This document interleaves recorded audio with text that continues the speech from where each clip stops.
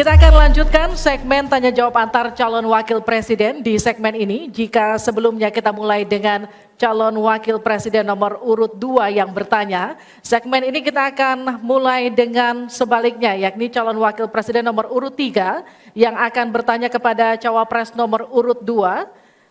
Namun kami akan kembali mengingatkan kepada para calon wakil presiden untuk melakukan tanya jawab sesuai dengan tema debat malam hari ini, yakni ekonomi, kerakyatan dan digital, keuangan, pajak, pengelolaan APBN dan APBD, investasi, perdagangan, infrastruktur, dan perkotaan. Untuk itu kami undang kembali para calon wakil presiden untuk kembali menempati podium masing-masing. Kita dengarkan pertanyaan dari Cawapres 3 ke Cawapres 2. Sama rule-nya seperti tadi Pak Mahfud. Waktu Anda kami persilahkan. 1 menit, silakan Bapak.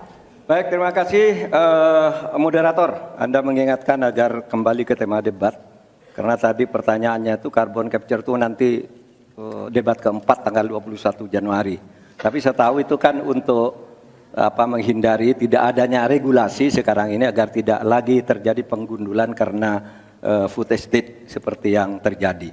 Saya sekarang mau bertanya dalam topik ini. Di dalam visi dan misi Anda disebut kalau rasio pajak dinaikkan menjadi 23%. Dalam simulasi kami, angka itu hampir tidak masuk akal.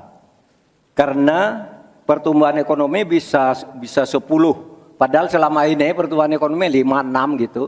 Itu kalau Anda bisa menaikkan rasio pajak sampai segitu bisa 10%. Lalu bagaimana Anda mau menaikkan pajak?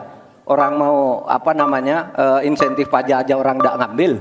Terima kasih. Assalamualaikum warahmatullahi wabarakatuh. Waalaikumsalam warahmatullahi wabarakatuh. Silakan Cawapres nomor urut 2 untuk menjawab, waktu Anda 2 menit. Prof. Mahfud, yang namanya menaikkan rasio pajak dan menaikkan pajak itu beda. Satu, gimana caranya menaikkan penerimaan pajak atau menaikkan rasio pajak? Saya tadi sudah bilang di segmen sebelumnya, kita akan membentuk badan penerimaan pajak dikomandoi langsung oleh Presiden, sehingga akan mempermudah koordinasi dengan kementerian-kementerian terkait. Itu. Jadi DJP dan Bea Cukai akan dilebur jadi satu, sehingga fokus dalam penerimaan negara saja, tidak akan mengurusi lagi masalah pengeluaran. Lalu sekali lagi digitalisasi penting. Saya melihat di Kementerian Keuangan juga sudah menyiapkan, tapi mungkin aplikasinya masih pada tahap testing and enrichment. Kita melihat sudah ada core tax system yang akan disiapkan. Ini nanti akan mempermudah proses bisnis, mempermudah proses administrasi, memperbaiki pelayanan pajak. Misalnya sekarang nanti ketika sistemnya itu keluar, ketika kita akan melaporkan SPT tahunan, kita tidak perlu lagi mengisi dan menghitung karena sistemnya sudah pre-populated, sehingga tinggal klik, tinggal konfirmasi, selesai. Mempermudah. Lalu untuk masalah pertumbuhan ekonomi, Pak, tadi saya bicara masalah hilirisasi, bicara masalah investasi. Sekali lagi Pak, tadi saya baru bicara masalah nikel, kita belum bicara masalah tembaga, boksit, timah, tembaga, bioetanol, bioaftur, biodiesel. Oh, kita kalau serius ya Pak ya, kita benar-benar bisa menjadi raja energi dunia Pak. Tapi kita harus serius dan harus fokus dan harus ada keberlanjutan dan penyempurnaan. Matur nuwun Prof. Mahfud. Harap tenang, kita lanjutkan. Kita beri kesempatan kepada Bapak Mahfud MD untuk menanggapi. Waktunya 1 menit, silakan Bapak. Mas Gibran yang terhormat, apa sih perbedaan antara penerimaan pajak dan tax ratio? Anda bicara 23%, 23% dari apa ini? Kalau Anda bicara bahwa beda antara penerimaan pajak dan rasio atau tax rasio pajak.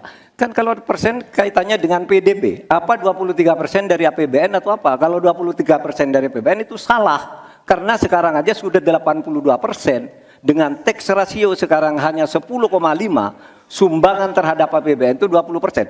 Saya ingin tanya, 23% itu dari apa? 23% dari PDB atau dari APBN atau apa untuk menaikkan pajak? Hati-hati loh. Rakyat itu sensitif kalau pajak dinaikkan. Karena kita sudah berkali-kali nawarkan teks amnesti, juga tidak jelas hasilnya. Kemudian ini teks pajak itu, insentif pajak sudah ditawarkan oleh pemerintah, benar enggak Pak yang mau? Karena diperas-peras juga jadi alat nego di kantor pajak. Nah, oleh sebab itu ini harus jelas 23% dari apa selesai. Silakan. Harap tenang. Masih lanjut. Tenang, kita Masih lanjut. Silakan. Pak, yang saya klarifikasi tadi adalah tax ratio dan menaikkan pajak, Pak. Itu beda. Kita ini tidak ingin berburu di dalam kebun binatang. Kita ingin memperluas kebun binatangnya. Kita tanami, binatangnya kita gemukkan. Artinya apa? Membuka dunia usaha baru. Sekarang NPWP, yang punya NPWP ini baru 30%. Artinya apa? Kita harus melakukan intensifikasi dan ekstensifikasi. Saya tahu pasti pada negatif thinking. Kita tidak akan memberatkan UMKM yang di bawah omsetnya 500 juta, pajaknya 0. Pengen modal 200 juta, kur, tanpa agunan. Nggak ada yang memberatkan, Mbak. Terima kasih. Baik. Baik. Harap tenang, kita lanjutkan. Tenang, kita lanjutkan.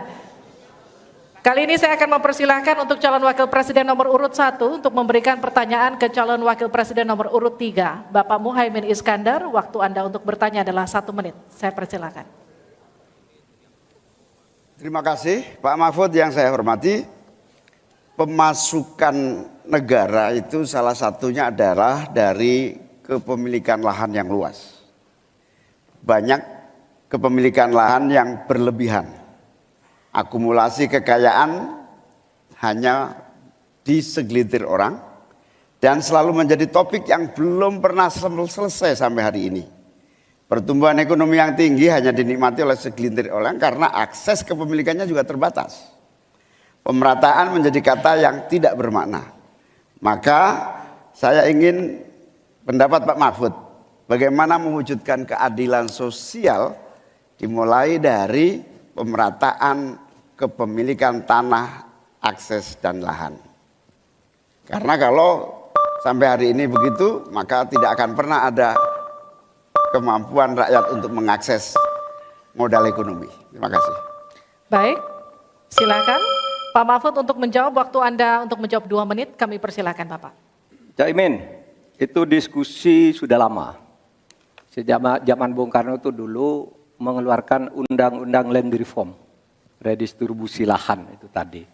Yang sampai sekarang itu tidak jalan meskipun undang-undangnya masih berlaku. Kenapa? Lagi saya katakan, ini pada aparat, pada kedisiplinan kita, pada penegakan hukum kita. Itu masalahnya sebenarnya. Coba sekarang ini, kalau data yang pernah saya dengar dari Pak Prabowo beberapa tahun lalu, 1% penduduk menguasai 75% lahan. 99% penduduk berebut mengelola hanya 20% lahan sisanya. Memang timpang. Oleh sebab itu upaya-upaya pemerataan itu harus terus dilakukan. Nah caranya, saya sebelum masuk ke caranya tadi.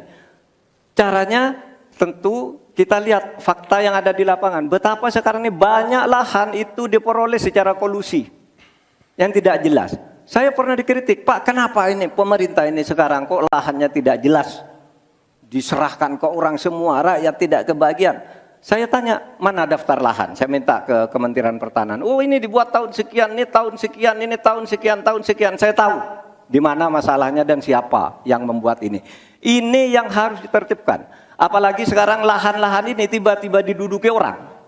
Diduduki orang sampai puluhan tahun, negara diam aja. Bahkan mau diberi ampun. Kemarin itu, diberi pengampunan pajak. Saya bilang, ini harus pidana, masuk.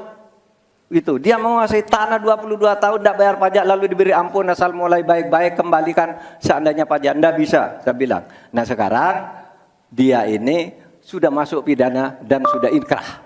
Nah itu saya kira jalan yang keluarnya itu kedisiplinan kita menegakkan aturan. Itu saja saya kira jawaban yang menurut saya simpel dan tepat. Selesai. Baik, silakan Pak Muhaimin untuk Harap tenang, memberikan tenang. Kita tanggapan lanjutkan. dari jawaban Pak Mahfud tadi. Terima kasih. Yang disampaikan Pak Mahfud kurang satu hal saja, yaitu harus ada political will, kemauan politik yang sungguh-sungguh, sekaligus memanfaatkan instrumen hukum yang memadai. Saya ingat debat Pilpres 5 tahun yang lalu, ada komitmen untuk membagi lahan dengan menggunakan land reform dengan istilah, menurut waktu itu kita istilahkan dengan distribusi kepemilikan lahan. Sehingga yang ingin saya tegaskan dari jawaban Pak Mahfud tadi adalah instrumen hukum harus dipakai secara optimal, diikuti dengan kemauan dan kesungguhan politik, bukan hanya retorika politik. Oleh karena itu agar tanah-tanah yang dikuasai oleh segelintir orang terdistribusi dan rakyat ikut menikmati, terutama untuk lahan-lahan pertanian yang lebih produktif. Terima kasih. Silakan langsung ditanggapi Pak Mahfud, waktu Anda. Ya, memang begitu kan, dari program yang kami lakukan, kita akan melakukan redistribusi tanah. Dulu dalam 5 tahun terakhir ini bahkan ada kan pembagian tanah untuk rakyat agar merata. Lalu ada 1 juta sertifikat. Setahu saya 1 juta sertifikat itu memang sudah dibagi, tetapi itu untuk mereka yang memang sudah menempati tanah itu. Menempati itu lalu diberi sertifikat. Lahan yang lain itu belum dibagi terhadap orang yang belum punya. Nah itulah yang akan kita kerjakan besok dalam rangka redistribusi tanah itu. Itu betul Pak Muhaimin, betul 100% bahwa masalahnya political will. Di antara political will yang paling penting itu adalah penegakan hukum. Political will untuk menegakkan hukum itu adalah kuncinya. Aturannya semua sudah ada, tapi kemudian bocor di mana-mana, tidak jalan di mana-mana. Banyak tanah orang tidak pernah dijual, tiba-tiba dirampas orang lain dan dia tidak berdaya. Nah itulah masalahnya, Cak Imin. Selesai. Tuntas. Terima kasih. Kita lanjutkan. Tenang. Tenang. Kita lanjutkan. Sekarang adalah waktu untuk cawapres nomor urut 2 bertanya dengan cawapres nomor urut 1. Bapak Gibran Rakabuming Raka, Anda dipersilakan untuk bertanya kepada Bapak Muhaimin Iskandar. Waktu bertanya 1 menit, saya persilakan. Baik, terima kasih. Karena Gus Muhaimin ini adalah ketua umum dari Partai PKB, saya yakin sekali Gus Muhaimin paham sekali untuk masalah ini. Bagaimana langkah Gus Muhaimin untuk menaikkan peringkat Indonesia di SGIE? Terima kasih. SGIE. Cukup Bapak? Bapak Gibran cukup? Cukup. Baik, silakan. Bapak Muhaimin untuk menjawab, waktu Anda menjawab 2 menit, kami persilakan. Terus terang SGIE saya nggak paham. SGIE itu apa? Tenang. Stop. Ada lagi pertanyaan atau ini waktu Anda untuk memberikan jawaban, waktunya 2 menit. Oke. Kalau Anda menggunakan untuk bertanya, waktu akan habis. Tidak apa-apa? Tidak apa-apa karena Oke. saya tidak pernah mendengar istilah SGIE itu. Siap. Waktu Kami persilakan. di stop, kita alihkan ke Pak Gibran. Waktu Anda 1 menit. 1 menit. Baik, Gus, kita kan sedang fokus mengembangkan ekonomi syariah, keuangan syariah. Otomatis kita harus ngerti juga masalah SGIE. SGIE itu adalah State of Global Islamic Economy. Misalnya sekarang yang sudah masuk peringkat 10 besar adalah makanan halal kita, skincare halal kita, fashion kita. Nah, itu yang saya maksud, Gus. Dan ya mohon maaf kalau pertanyaannya agak sulit ya Gus, terima kasih. Harap tenang. Tenang. Mohon kerjasamanya. Waktu Anda, Pak Muhaimin, 1 menit untuk menanggapi. Terima kasih.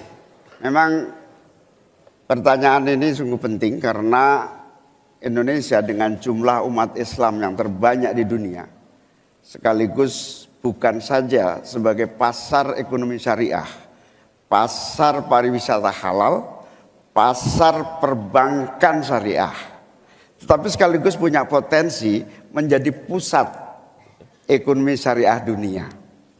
Nah, posisi kita yang masih di bawah ini membutuhkan langkah-langkah penting agar yang disebut SGEE ini menjadi kita menaikkan peringkat kita. Ada beberapa hal yang bisa kita lakukan. Yang pertama, yang harus dilakukan pemerintah adalah menyiapkan seluruh perangkat regulasi agar tumbuh kembang seluruh industri halal, termasuk bagaimana membantu sertifikasi secara murah bahkan gratis, terutama bagi UMKM kita. Habis waktunya, kita berikan aplaus terlebih dahulu kepada 3 calon wakil presiden yang sudah berinteraksi. Boleh dong, kalau ada berikan waktunya kita apresiasi. kasih apresiasi yang meriah. Untuk ketiga cawapres malam hari ini yang telah melakukan sesi tanya jawab dan juga saling menanggapi.